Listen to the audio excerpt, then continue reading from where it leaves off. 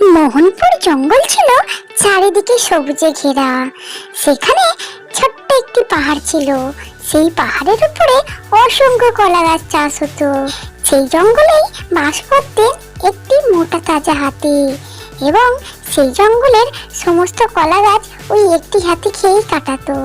এবং অসংখ্য কলা গাছ হওয়ার ফলে সেই হাতিটি মনের সুখে তো খেতই, তার সঙ্গে অনেক নষ্ট করতো। সেই দৃশ্যটা ওই দূরের গাছ থেকে একটি ছোট্ট ইঁদুরের চোখে পড়ে, এবং ছোট্ট ইঁদুর সেখানে গিয়ে হাতিকে জিজ্ঞাসা করে, হাতি ভাই, তুমি এত কলা গাছ নষ্ট করছো কেন? হাতি অমনি চারিদিকে চেয়ে দেখে কাউকে দেখতে পায় না। কে রে, আমাকে এরকম ভাবে বলছো? আমি তো কাউকে দেখতে পাচ্ছি না। হাতি ভাই, নিচের দিকে দেখো, আমি ইঁদুর বন্ধু তোমার। এই বলে হাতিটি নিচের দিকে দেখে। তুমি এত কলা গাছ নষ্ট করছো কেন?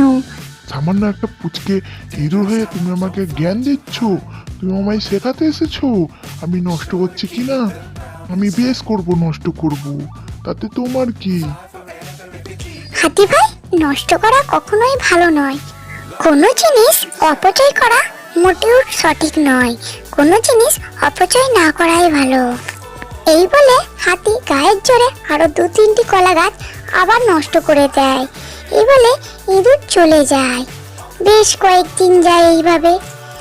হাতি নষ্ট করার ফলে আস্তে আস্তে পাহাড়ের ওপরে কলা গাছগুলো কমতে থাকে। এখন হাতিটি বনের লতা পাতা গাছের ছাল খেয়ে বেঁচে থাকে, এবং হাতিটির শরীর আস্তে আস্তে দুর্বল হয়ে যায়।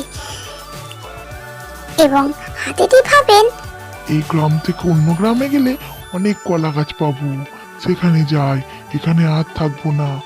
যেতে যেতে হাতিটি দুর্বল হওয়ার ফলে হাতিটি আস্তে আস্তে যায়, আর আগের মতো হাতিটির জোর নেই। তারপর হাতিটি আস্তে আস্তে যেতে যেতে একটি বড় গর্তের ভিতরে পড়ে যায়, এবং হাতিটি অনেকদিন কিছু না খাওয়ার ফলে হাতিটি দুর্বল হয়ে যায়। এর ফলে আর উপরে উঠতে পারে না, এবং হাতিটি ওখানেই বেশ কয়েকদিন না খাওয়ার ফলে হাতিটি ওখানেই মৃত্যুবরণ করে। কি বন্ধুরা, এই গল্প থেকে আমরা কি জানলাম?